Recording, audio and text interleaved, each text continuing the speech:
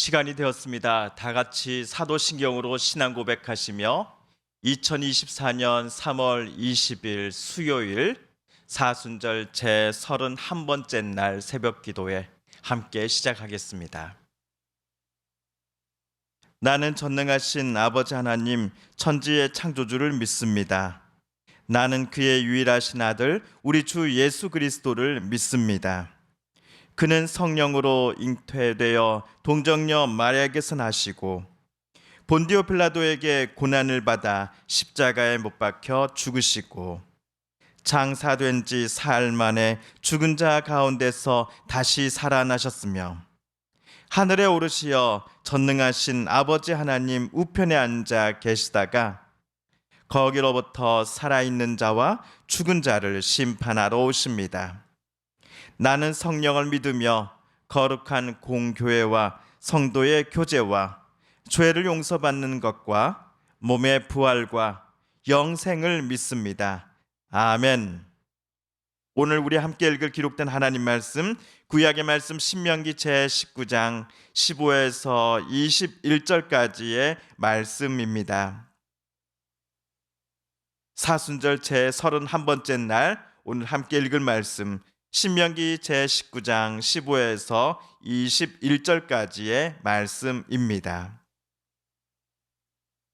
사람의 모든 악에 관하여 또한 모든 죄에 관하여는 한 증인으로만 정할 것이 아니요 두 증인의 입으로나 또는 세 증인의 입으로 그 사건을 확정할 것이며 만일 위증하는 자가 있어 어떤 사람이 악을 행하였다고 말하면 그 논쟁하는 쌍방이 같이 하나님 앞에 나아가 그 당시에 제사장과 재판장 앞에 설 것이요 재판장은 자세히 조사하여 그 증인이 거짓 증거하여 그 형제를 거짓으로 모함한 것이 판명되면 그가 그의 형제에게 행하려고 꾀한 그대로 그에게 행하여 너희 중에서 악을 제하라.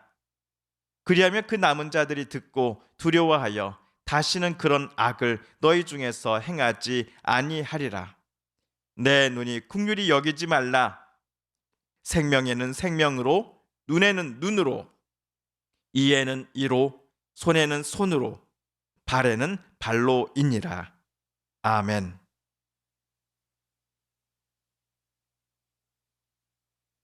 어제 모세는 이스라엘 백성들이 가나안 땅에 들어가 살게 될 때에 그들이 제비뽑기로 배부받은 땅에 경계표를 임의로 옮기지 말라라고 당부하였습니다.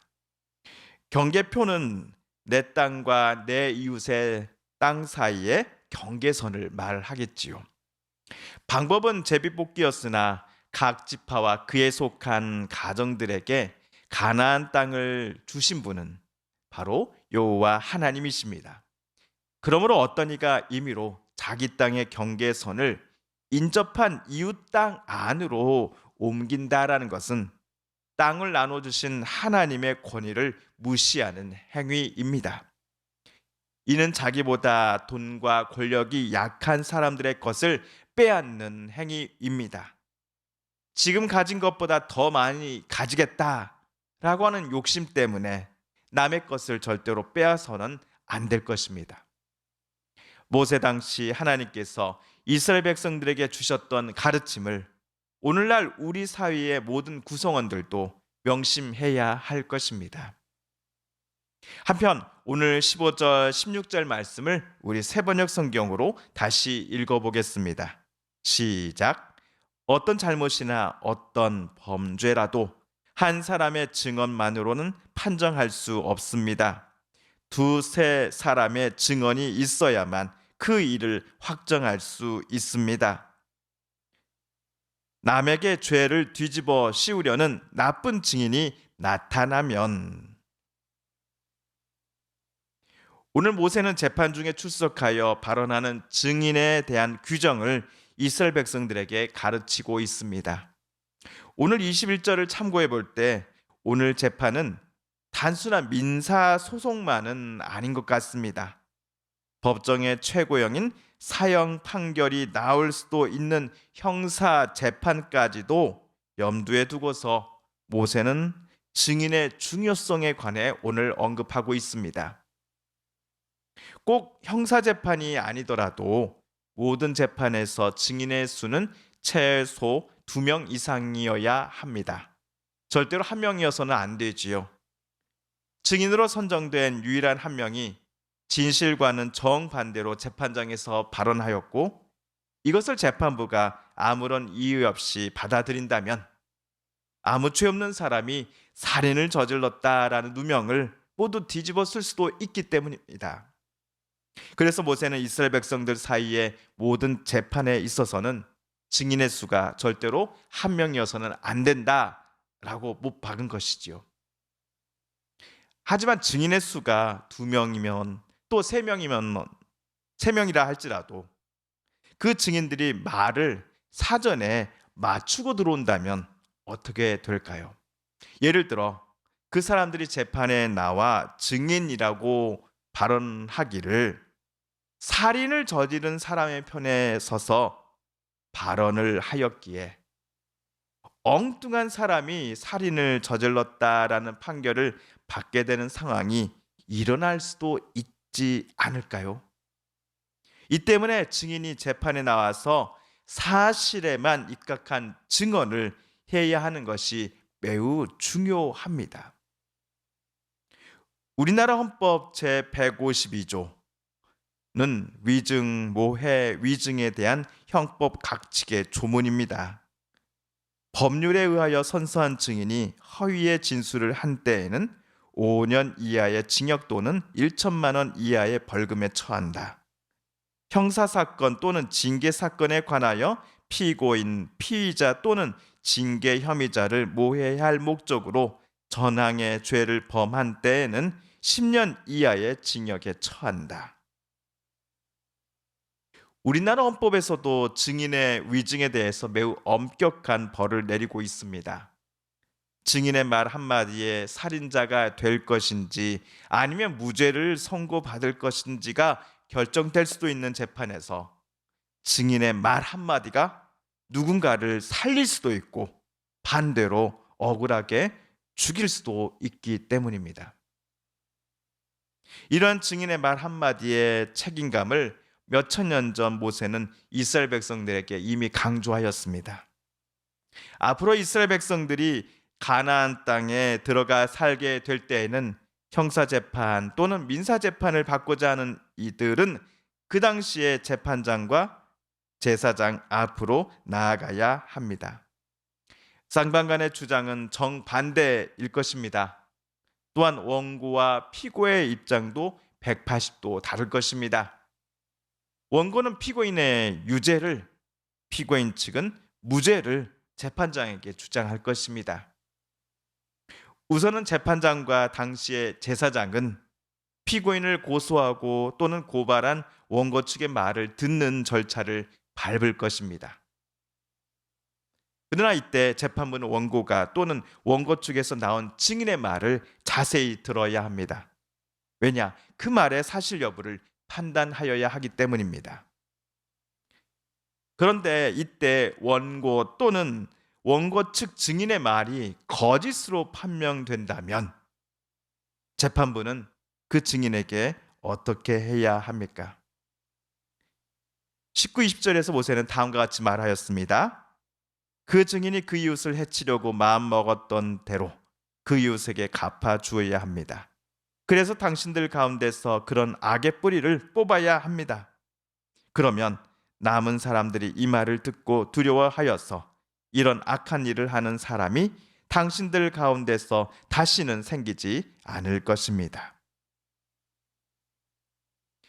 재판을 받는 것도 억울한데 증인까지 사실과는 정반대로 이야기하고 있어서 재판의 결과에 영향을 끼치고자 했으니 고소나 고발을 당한 이는 얼마나 억울하고 분통이 터지겠습니까? 그런데 모해를 위해 위증한 증인을 사법부가 모른 척 내버려 둔다면 앞으로도 제2, 제3의 억울한 피해자들이 나오게 될 것입니다. 그러므로 오늘 모세는 증언의 사실 여부를 객관적으로 재판부가 판단하여 위증 여부를 판명하라고 가르쳤던 것입니다. 만약 증인의 증언이 위증이었을 경우 위증을 통해 그가 피고 고소인에게 얻고자 했었던 그 재판의 결과를 그대로 위증을 한 이와 이를 부추긴 이에게 되돌려줘야 한다라고 모세는 말했습니다. 다시는 위증과 같은 악을 이스라엘 백성들이 행하지 않도록 재판부는 생명에는 생명으로, 눈에는 눈으로, 이에는 이로, 손에는 손으로, 발에는 발로 갚아줘야 한다라고 모세는 엄히 경고했던 것입니다. 오늘 본문을 읽으실 때 많은 분들이 십계명 중에서 내 이웃에 대하여 거짓 증거하지 말라라고 하는 제9계명을 떠올리셨을 겁니다. 작은 거짓말이 누군가에게는 크나큰 아픔이 될 수도 있다라는 것을, 누군가의 생명을 앗아갈 수도 있다라는 것도 오늘 본문을 통해 우리는 깨닫게 되었습니다. 그러니 매 순간마다 우리의 말과 생각, 행동 모든 것들이 하나님은 물론이요 우리의 이웃들 앞에서 늘 진실만을 추구하고 말하며 행동할 수 있어야 할 것입니다. 우리의 말 한마디가 누군가의 마음을 위로하고 힘을 불어넣어주며 진리의 편에 서고자 하는 말이 되고 싶습니다. 사순절 탄소금식 캠페인 책자, 오늘은 사순절 제31번째 날 유인물을 저와 여러분 함께 읽겠습니다. 탄소금식 40일의 여정 제31번째 날, 세계 참새의 날을 맞아 새들이 깃드는 미니 정원 텃밭 만들기. 오늘의 말씀은 전도서 11장 6절의 말씀입니다. 너는 아침에 씨를 뿌리고 저녁에도 손을 놓지 말라. 이것이 잘 될는지 저것이 잘 될는지 혹 둘이 다 잘 될는지 알지 못함이니라. 마을 안에 함께 돌볼 공동체 정원이 있을까요? 방치되어 있더라도 가능성이 있다면 씨앗을 심는 등의 활동을 구상해 봅니다. 다음 질문으로 오늘의 묵상과 실천 내용을 돌아보면서 지속적인 실천을 이어나갈 수 있기를 다짐해 봅시다. 1. 탄소금식을 하면서 특별히 마음에 와닿거나 남는 것은 무엇입니까? 2. 파괴되어가는 창조 세계에서 특별히 회복되기 원하는 영역은 무엇이고 이를 위해 내가 할 수 있는 일은 무엇입니까? 3. 창조 세계의 온전한 회복을 위해 함께 할 수 있는 이들은 누구이며 그들과 함께 나는 어떤 노력을 할 수 있습니까? 주님께서 가르쳐 주신 기도를 드리며 사순절 제31번째 날 신명기 말씀 묵상 제78번째 시간을 모두 마칩니다. 하늘에 계신 우리 아버지, 아버지의 이름을 거룩하게 하시며 아버지의 나라가 오게 하시며 아버지의 뜻이 하늘에서와 같이 땅에서도 이루어지게 하소서. 오늘 우리에게 일용할 양식을 주시고 우리가 우리에게 잘못한 사람을 용서하여 준 것 같이 우리 죄를 용서하여 주시고 우리를 시험에 빠지지 않게 하시고 악에서 구하소서. 나라와 권능과 영광이 영원히 아버지의 것입니다. 아멘. 사랑하는 성도 여러분, 오늘 성삼위 하나님께서 신명기 말씀 묵상을 통해 저와 여러분에게 들려주신 하나님의 음성과 뜻을 다시금 떠올려 보고 싶습니다. 오늘 말씀 묵상 중에 우리가 깨닫고 다짐한 바대로 저와 여러분 그렇게 살아가게 해달라고 이 시간 우리가 함께 읽은 말씀을 다시 한번 읽으며 하나님 앞에 기도드리길 원합니다.